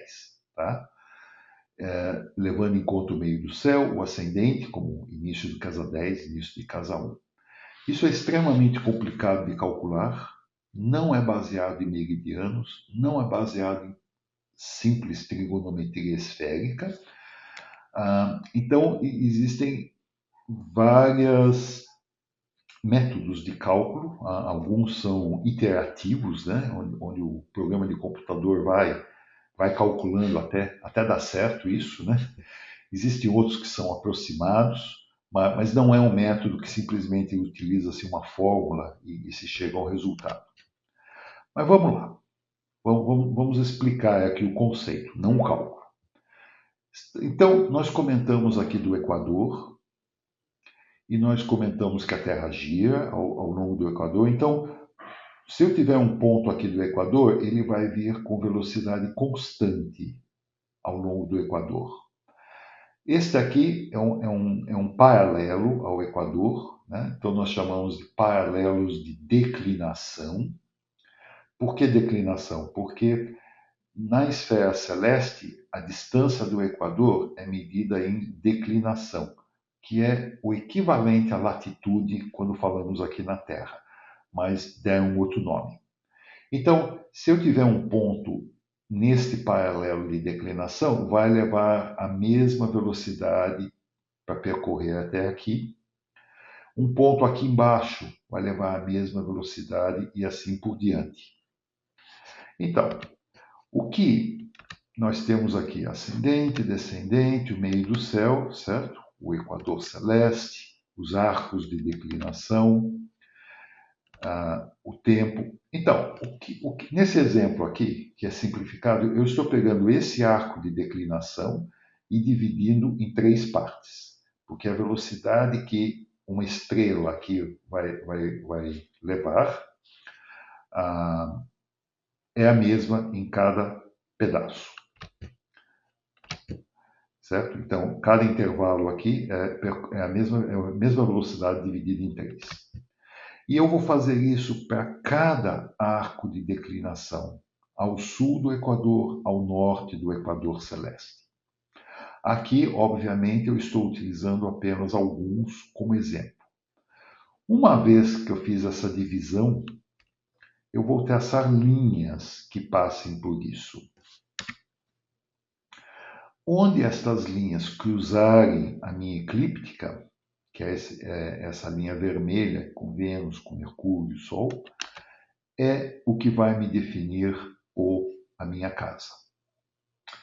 Então, eu queria ressaltar um ponto muito importante em Plácidos, que impacta todos os trabalhos que ele escreveu. Infelizmente, nós não temos quase nada de Plácidos traduzidos para inglês. Eu recebi, outro dia eu ainda tenho que examinar alguns PDFs muito antigos, mas eu ainda tenho que lê-los para ver o que está nele. Mas não existe nenhum trabalho recente de tradução de Plácidos. Mas Plácidos está definindo mais do que as casas ao longo da eclíptica. Plácidos está definindo regiões como casas. Então esse é um ponto muito importante. Não sei até que ponto é válido astrologicamente, mas aqui casa não é simplesmente uma linha da eclíptica, mas é um pedaço do espaço. Eu digo que eu não sei quão relevante é, porque toda a astrologia é baseada na importância da eclíptica, do plano, certo? Do Sol, desse plano onde estão os planetas. E tanto que na astrologia tradicional, algo distante da eclíptica tem um impacto menor na vida da pessoa, nos eventos mundanos. Então, Plácidos aqui já está, minha opinião, se desviando um pouco da astrologia tradicional por essa definição do espaço como importante nas casas. Mas vamos lá. Então, eu dividi cada paralelo de declinação, certo? Tracei essas linhas que não correspondem a grade nenhuma, a meridiano nenhum, e cheguei aqui. Agora, o que acontece aqui é o seguinte. Então, esse é o sistema de Plácidos. Quando eu fizer, é assim que eu estou dividindo, projetando em eclíptica. Mas imagine que eu tenho aqui um planeta. Se eu fizer a minha projeção normal na eclíptica, esse planeta vai estar na minha casa 11. Porque nessa projeção normal eu estou utilizando a grade da eclíptica, então o planeta, a estrela, acaba projetado na casa 11. Mas na verdade, segundo Plácidos, ele também faz parte do espaço da casa 12. Então, se eu quisesse projetar ele acabaria aqui, nesse ponto da eclíptica, que é um ponto diferente do ponto da projeção normal para a eclíptica. Então, Plácidos considera ambos os pontos importantes. E não só considera importante, como ele começa a rever todo o sistema de aspectos. Então, Vamos supor que eu tivesse, parece que eu tenho o Urano aqui por perto, certo? Então vamos supor que essa estrela, esse planeta, seja projetado na eclíptica aqui, eu vou dizer, está em conjunção com o Urano. Mas se eu utilizar o conceito de espaço nas casas, na verdade, ele vai estar aqui em conjunção, se não me engano, com Vênus ou com o Sol, que é bem diferente do que conjunção com Urano. Então, ah, o Janus, por exemplo, não vai calcular isso, mas alguns programas não muito populares calculam. Então, começa a haver aqui uma série de ah, conceitos diferentes que via astrologia de ponta cabeça, certo? Talvez por isso que a divisão de casa se tornou popular, porque fizeram as tabelas, mas todas as outras consequências desse pensamento de Plácidos ficaram na retaguarda e não são utilizadas. Talvez porque a maioria nem compreenda a extensão disso. No caso, por exemplo, de digressões primárias, ele também tem métodos bem diferentes de fazer previsões astrológicas, né? Por causa exatamente desse tipo de cálculo. Então, Plácidos é um gênio matemático, né? Ele criou novos tipos de aspectos na eclíptica e fora da eclíptica, além dos aspectos tradicionais de 60, 90 graus, 180 graus e assim por diante. Mas baseado nesse método, algumas estrelas, por exemplo, nunca estarão abaixo do horizonte ou acima do horizonte. Então, baseado nesse método, algumas estrelas, por exemplo, quando chegam na casa 7, elas pulam para a casa 12. Elas, ou eu diria, quando chegam na casa 6, elas pulam para a casa 1, certo? Seria mais correto do que está aqui. Elas nunca vão estar na metade do mapa, por causa do tipo de projeção. Então, ele é um método interessante, as consequências são realmente assim desafiadoras, mas eu acredito que precisa ainda uma melhor pesquisa para ver o valor astrológico, porque em muitos pontos via de ponta cabeça 2.000 anos de astrologia. Agora, se algumas ideias duraram 2.000 anos, é porque deve ter algum valor, certo? Não pode estar tudo errado.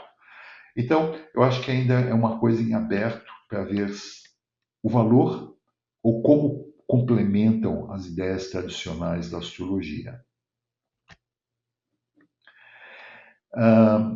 Isso aqui também é só para pensar se é que eu posso utilizar Plácidos para casa, mas não utilizar para aspectos também.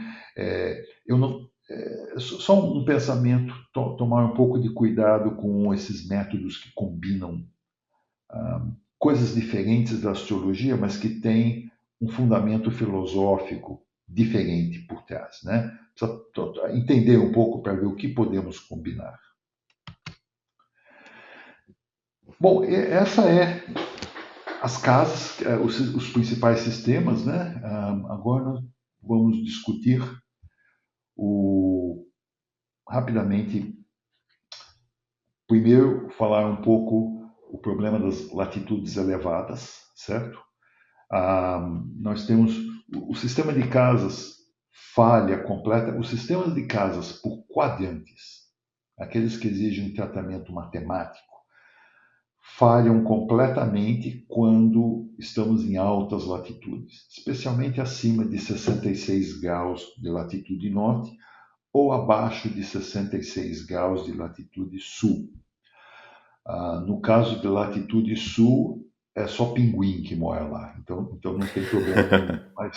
Mas no caso de latitude norte, existem, não muita gente, mas existem pessoas que nascem lá. Porque o que acontece é que acima dessas latitudes, você tem, por exemplo, aqueles dias e dias de escuridão e dias que são dias. Então, o que acontece? O Sol, por exemplo, se eu estou naquele período de escuridão, o Sol nunca passa por certas casas. Ele chega numa casa e pula para o lado oposto. O que é como que um desafio para aquela nossa ideia do movimento primário do céu, onde tudo gira por causa do Equador, certo? Então, no curso de astronomia, nós fizemos alguns exemplos onde, por exemplo, o mapa não tem meio do céu. Ou o mapa tem dois ascendentes. Porque é como que existem dois pontos da eclíptica cruzando o horizonte e subindo ao mesmo tempo. Então, fica uma coisa muito estranha, né? Esse pulo de casa em casa. Também fizemos alguns exemplos onde, em menos de um minuto, o ascendente pula, por exemplo, de Áries para Libra. Então imagina que às 7 horas e 13 minutos o ascendente está em Áries, 7 horas 13 minutos e 25 segundos o ascendente está em Libra. Então fica muito difícil. Então nós não temos assim método. Existe um método topocêntrico que dizem os criadores que representa bem, mas é um método puramente matemático e não tem uma analogia com a esfera celeste. Então, matematicamente, eu posso criar qualquer coisa. Não quer dizer que seja relevante. Enfim, isso é uma coisa para pesquisar. Quando eu fiz pesquisa de pessoas que eu pudesse ter uma lista de eventos que nasceram lá perto do Polo Norte, eu só achei uma pessoa, né? que, que é a filha de um explorador. Então, quando ela nasceu, o explorador, sendo um cientista, anotou latitude, longitude, horário exato. Então, é o único mapa, e o mapa foi publicado por, acredite ou não, pelo New York Times, né, de Uau! cento e poucos anos atrás, né, como, olha, nasceu alguém aqui, o mapa astrológico, né, da pessoa. Mas eu nunca tive tempo de analisar a vida dela ah, e ver como combina ou não, né? Então, ah, se ainda tivermos alguns minutos, tem uma pequena discussão aqui entre uma tendência moderna de alguns astrólogos de usar uma mistura de signos inteiros e quadrantes. Vamos embora, David. Eu acho que isso é sempre muito Então, interessante. tá. Quem chegou até aqui merece pensar sobre este assunto, pensar um Isso, pouco mais isso, sobre este assunto. na verdade, isso vai reforçar a ideia de como devemos olhar criticamente a todos os sistemas de casas, né? Porque quando nós interpretamos por signos inteiros, com o ressurgimento da astrologia helênica, certo? Nós começamos a ver que muitas vezes até que bate o significado, né? Por exemplo, se eu olhar essa pessoa aqui em um ascendente em Capricórnio, então o regente do Capricórnio, Saturno, de uma certa maneira vai indicar a motivação da vida da pessoa, certo? Que é o regente da casa um. E no sistema de casas por signo inteiro está na casa 10. O meio do céu está na casa 11, mas o Saturno está na casa 10. Quer dizer, por quadrante, casa 10 só começa aqui, no começo de Escorpião. Por signos inteiros é Libra. E essa pessoa, então, ele durante a vida trabalhava 16, 18 horas por dia, completamente focado nos negócios, ficou extremamente rico, um dos mais ricos do mundo na época, mas ao mesmo tempo extremamente miserável, assim, de contar os cêntimos, né, em tudo. Né? E esse é o Paul Getty, que foi um dos grandes magnatas do petróleo, J. Paul Getty. Mas então nós vemos que aqui, por signo inteiro, esse Saturno, que seria talvez casa 9 por sistema de quadrantes, utilizando os signos inteiros, reflete também uma certa realidade da pessoa. Também o meio do céu também reflete. Ele é extremamente agressivo nos negócios. Está aqui o meio do céu em Escorpião, Marte, regendo, certo? Ah, ele fez fortuna com petróleo. Saturno representa aquilo que é subterrâneo, certo? Aliás, Saturno como representante, regente da casa 2 também, né? Tá aí talvez e representando aquilo debaixo da terra, as minas, o petróleo. Então, nós vemos o sistema de signos inteiros também dá uma informação complementar do sistema quadrantes. Um outro mapa que eu acho interessante é esse aqui, por exemplo, que eu tenho Saturno na casa 9, certo? Por signo de quadrantes, e Saturno, certo? Então, esse aqui é interessante, que Saturno está na casa 9. Na verdade, aqui ele também estaria por quadrante, tá? Então, ele foi um astrólogo famoso, mas depois ele se virou contra a astrologia. Então, o Saturno, maléfico, na casa 9, é contra a religião. Então, ele se converteu contra a astrologia. Aqui o exemplo, confesso, não ficou muito bom porque está muito perto aqui do meio do céu. Esse é o Geoffrey Dean. Mas um outro exemplo é esse daqui. Então, sem dizer quem é o mapa, eu tenho aqui por quadrante e eu tenho aqui por signo inteiro. Desculpa, eu tenho aqui por quadrante e por signo inteiro. Então, eu analisando aqui por quadrante, note, por exemplo, que o lote da fortuna está na casa 8, que é recursos dos parceiros, correto? Uma interpretação muito simplória, tá? Desculpem por isso. A Lua na casa 2, né? Aqui é o regente da 8 na casa 2, então, de novo, o recurso dos parceiros traz para a casa 2 recursos financeiros.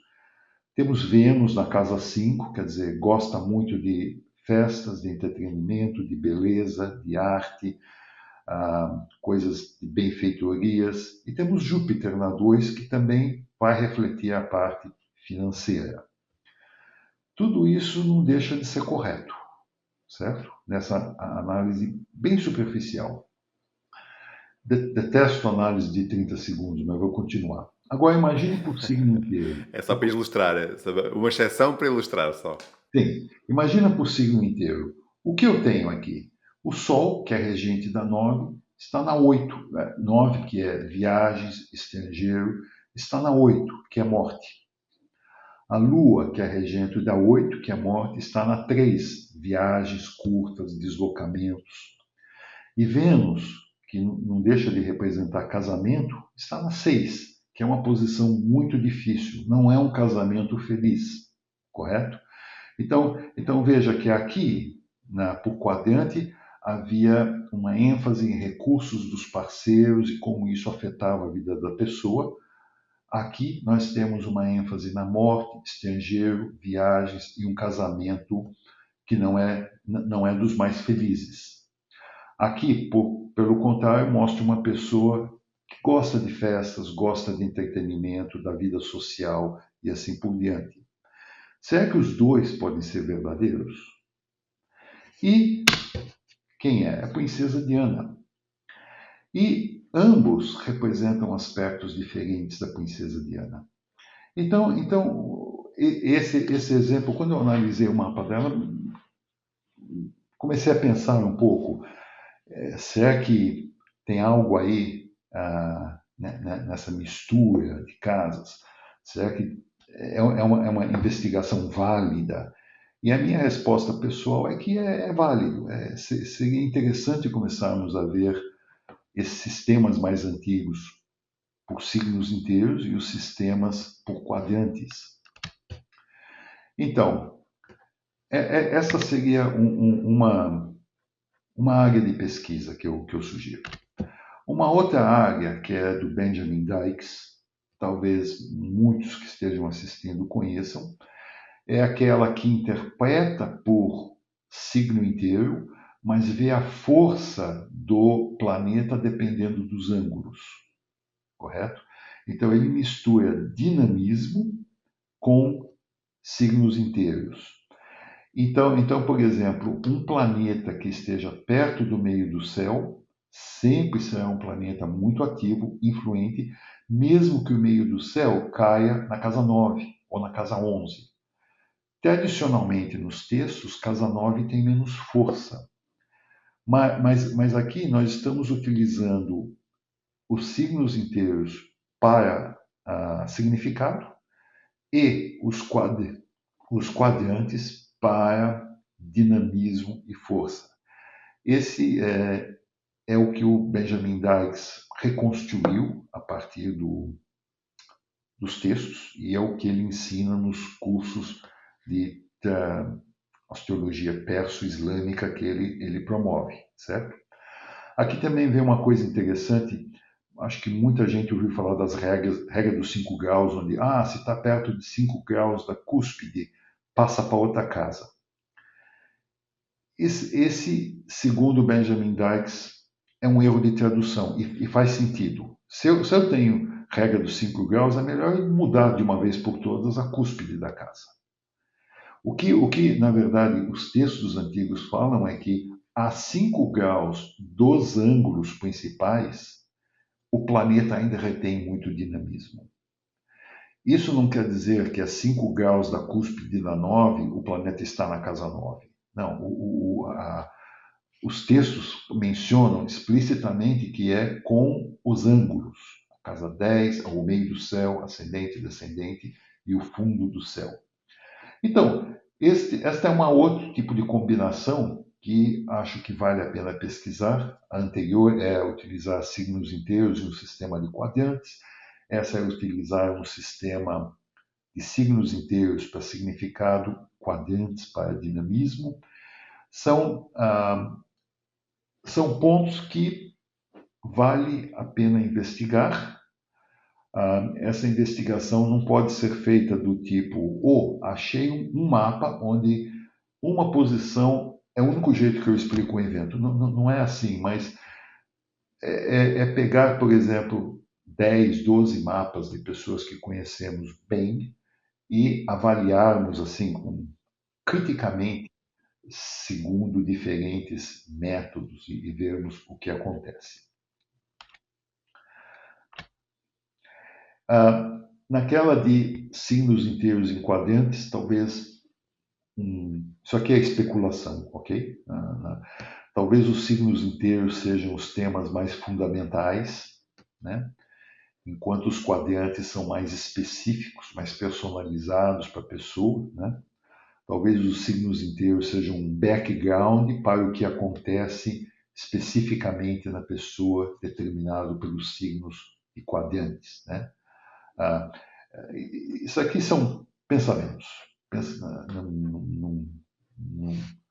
Não estou apostando nada, são Não são certezas, não é? coisas a serem investigadas. E algumas perguntas, se é que é desejável sintetizarmos 2 sistemas, né? Se é que devemos utilizar quadrantes para dinamismo ou também para tópicos. Mas seja lá o que for, é importante entendermos o que estamos fazendo, as limitações, entendermos que cada sistema de casas, muito importante, não existe sistema de casas no espaço. Todo sistema de casas é criado pelo nosso pensamento e projetado no espaço, certo? Não existe um sistema de casa, é uma construção mental, o sistema de casas, e nós projetamos no universo, tá? Isso é muito importante percebermos sobre esse aspecto. Então, apesar da discussão de casas, é importante ressaltar que muita coisa não muda na astrologia. A importância da eclíptica, do ascendente, do meio do céu, dos significados dos planetas, certo? Vênus, casamento, Júpiter muitas vezes indica crianças, recursos, a importância das dignidades tradicionais, a importância da hierarquia, do simbolismo. Então, mesmo que utilizemos sistemas de casas diferentes, ainda dá para ter muita coisa do significado certo, certo? Quer dizer, não vai causar nenhum desastre se eu utilizar o sistema A em vez do sistema B, porque muita coisa não muda, independente do sistema. Isso é importante ter em mente.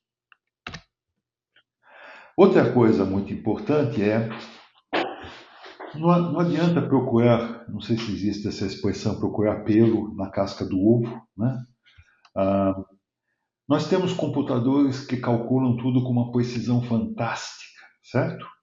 Mas, a não ser que eu tenha o horário de nascimento exato, a nível do minuto, a não ser que eu tenha longitude e latitude exata, certo? O cálculo engana. É um cálculo que, especialmente para astrologia preditiva, vai me produzir aspectos errados. Quer dizer, precisamos sempre. Eu parto dessa premissa que toda hora de nascimento está errada. Eu só não sei quão errada está. Porque o enfermeiro, a enfermeira sai de lá, vai preencher a papelada, arredonda a hora do nascimento. Se eu estou numa cidade como São Paulo, que é uma cidade enorme, certo? Aquela latitude e longitude que vem no meu programa é da Praça da Sé, que é a latitude e longitude. Se eu nasci na zona leste ou na zona oeste, já existe uma pouca diferença. Pegue a diferença latitude e longitude, a diferença de alguns minutos, já eu tenho que levar isso em conta. Então toda a precisão que nós vemos, nós precisamos ver criticamente, certo? Por isso que é muito importante, sendo possível, especialmente se eu faço astrologia preditiva, é fazer uma retificação do mapa, que leva tempo, é difícil, mas é necessário. E de tudo isso, evitar as 3 arrogâncias na astrologia. Né? A arrogância de que compreendemos 100% como o universo e a pessoa interagem entre si, a arrogância de achar que nós somos separados do universo, quer dizer, aquela ideia de uma vontade livre infinita, quando na verdade nós somos parte do universo, então existem limitações.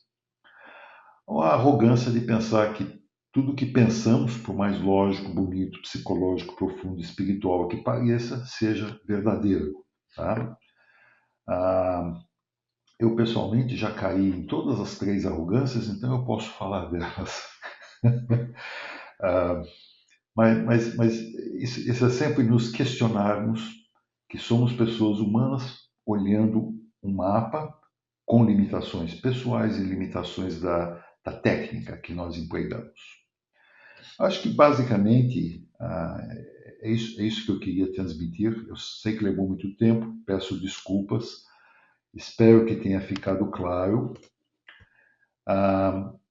Para complementar, só queria comentar do Centro de Investigação de Astrologia Tradicional, as MUIRAS, Instagram, e-mail aqui, que tem 2 cursos em andamento, de Fundamentos de Delineação Avançada, são cursos tradicionais, baseados em astrologia perso-islâmica, e com 3 próximos cursos, Astrologia Horária, Médica e Estrelas Fixas, em um workshop. Com esse novo cometa surgiu tanto interesse que a Filipa está planejando, a Filipa, a Patrícia, está planejando fazer um workshop, um dia apenas, sobre os cometas na astrologia, pela astrologia tradicional. Espero que eu não tenha massacrado ninguém com isso.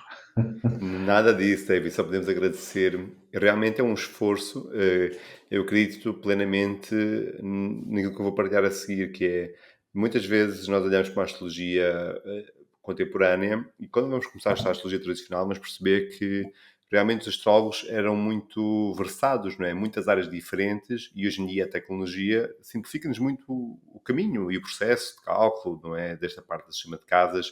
não é? Tudo aquilo que o David partilhou connosco está à distância de um clique, não é? Nós podíamos selecionar lá no sistema de casas e de repente todo o mapa é calculado magicamente à nossa frente. E realmente é um exercício que, para o nosso tempo, que estamos habituados, se calhar, às coisas imediatistas, é um exercício mais desafiante. A maior parte das pessoas, se calhar, não tem conhecimento de astronomia, se calhar estes conceitos de elíptica, de meridianos, são conceitos que têm que ser revistos, como o David começou por dizer, mas agradeço sinceramente este esforço, porque foi muito interativo e muito visível, né? Muito visual, melhor dizendo, não é? Foi muito visual, nós olhamos para o céu. Claro que é um vídeo que se calhar tem que se ver uma, duas, três vezes, mas aqui está contido as raízes para poder clarificar, ou menos ganhar um entendimento melhor sobre aquilo que está a ser posto, está a ser utilizado na astrologia. Por isso, agradeço-lhe mesmo muito, David, e pelo seu contributo tão generoso, trazer tanto conhecimento aqui para o canal. Não, o prazer é todo meu, agradeço pela oportunidade. Esse aspecto mais técnico da astrologia me fascina, porque remove uma série de vieses que muitas vezes nós, como astrólogos, temos, né? Aprendemos ABC e aplicamos ABC com mais fé do que certas pessoas têm fé em algum texto sagrado, mas esquecemos que por trás estão seres humanos desenvolvendo as técnicas, pesquisando, se questionando, e isso dá uma riqueza à astrologia, ao simbolismo que muitas vezes se perde se nós não começarmos a ver toda essa evolução, né? Eu acho que esse exercício foi maravilhoso.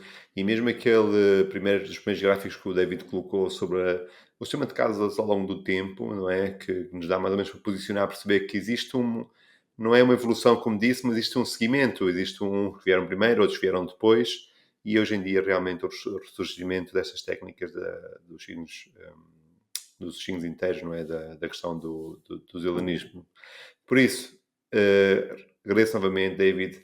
E a ti, se queres, deixa aqui uma mensagem para o David. Se achas que até o fim, deixa uma mensagem sobre se tiveste alguma dúvida, o que é que tu achaste deste vídeo.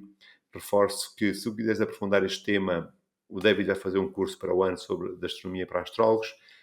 Vai ser publicado no Instagram das Moiras, das Moirai. Por isso, o David já deixou o Instagram, mas também na descrição do vídeo está lá o Instagram das Moiras. Por favor, passa por lá, subscreve o canal. Está a par das novidades, que vem para aí muitas novidades também na escola delas, na vossa escola, não é? Na escola onde o David também ensina. E é isso, deixa um comentário, subscreve o canal se ainda não fizeste, deixa um like. Um grande abraço, David, até uma próxima. Muito obrigado, até a próxima e E continuamos em contato. é isso mesmo. E olha, fiquem bem, um grande abraço, até o próximo vídeo aqui na Escola de Astrologia.